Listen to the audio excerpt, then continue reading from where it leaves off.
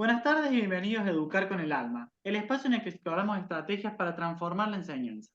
Hoy nos centraremos en el poder de formular buenas preguntas en el aula, un elemento clave para generar un aprendizaje significativo. Nos acompañan dos expertas en educación, Rebeca Nijovic y Silvia Mora. También contamos con la participación de una estudiante que compartirá su experiencia. Bienvenidas. Muchas gracias, mi nombre es Rebeca. Es un honor estar aquí para conversar sobre cómo las buenas preguntas pueden abrir nuevas puertas en el proceso del aprendizaje.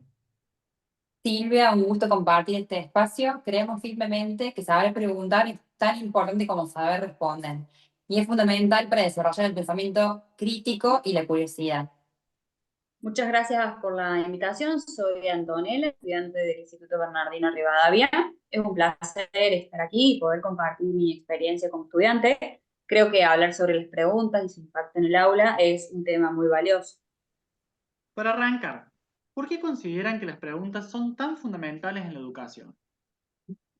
Las preguntas son esenciales porque no solo sirven para evaluar si los estudiantes han comprendido el tema, sino que impulsan la reflexión y permiten relacionar conceptos y descubrir conexiones que de otra forma pasarían desapercibidas.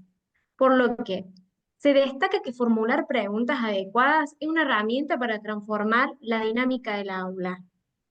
Así es, en muchas ocasiones los docentes se conforman con preguntas cerradas que solo permiten la respuesta como sí o no, mientras que las preguntas abiertas estimulan el debate, imitan argumentar y generan diálogos profundos, haciendo del aprendizaje un proceso activo y participativo.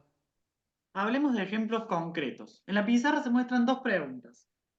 Por un lado, ¿entendieron la lección? Y por otro, ¿cómo podríamos aplicar esta idea en un contexto real? ¿Podrían comentar las diferencias entre ambas?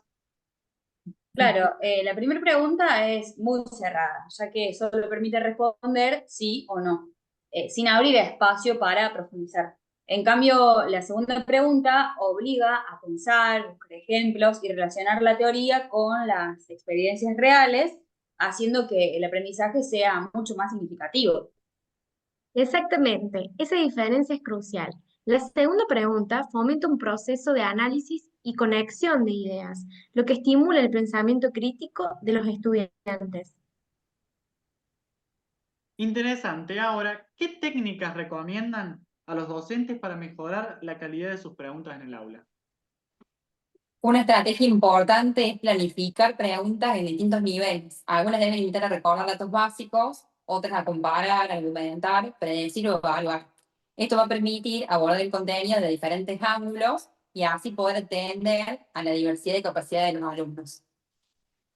Además, es fundamental dar tiempo suficiente para que los estudiantes piensen antes de responder. Muchas veces la prisa de continuar con la clase llevan a que el docente conteste por ellos, limitando su propio desarrollo de razonamiento.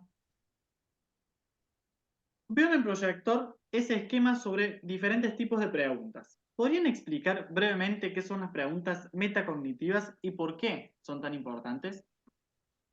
Bueno, las preguntas metacognitivas invitan a los estudiantes a reflexionar sobre su propio proceso de aprendizaje. Por ejemplo, cuando se pregunta cómo organizaste tus ideas para poder llegar a esa respuesta, se les anima a identificar y mejorar sus estrategias de aprendizaje. Esto los hace conscientes de cómo aprenden y de cómo pueden mejorar.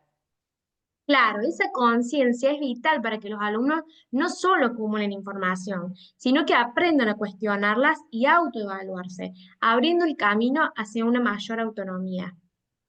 Ahora, ustedes, desde la experiencia personal, ¿cómo ha cambiado la dinámica en el aula el uso de las buenas preguntas? Bueno, como estudiante, cuando el profesor utiliza alguna pregunta abierta y me da el espacio para pensar, me siento mucho más involucrada. Es muy estimulante participar en debates donde se valoran nuestras ideas, en lugar de simplemente confirmar respuestas que ya estaban preestablecidas. Esto hace que la clase sea mucho más dinámica y participativa. Exactamente. Ese enfoque fomenta que los estudiantes se conviertan en partícipes activos del proceso del aprendizaje, desarrollando habilidades críticas y creativas. Y también es importante que los docentes aprendan a escuchar, reformular o parafrasear la respuesta de un estudiante. Por ejemplo, preguntando ¿por qué crees que es así? ¿O podés darme otro ejemplo?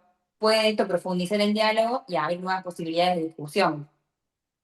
Excelente. Para ir cerrando, ¿qué consejo final darían a los docentes sobre el arte de preguntar en el aula?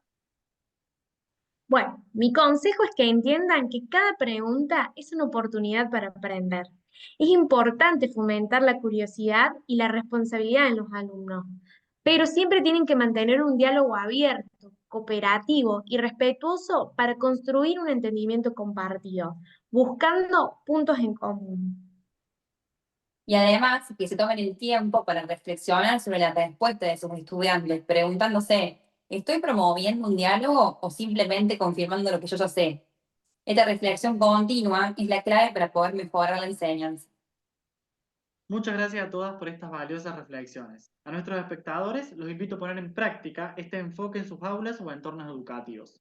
Recordemos que el arte de preguntar transforma la enseñanza y abre caminos al conocimiento. Hasta el próximo Educar con el Alma. Gracias.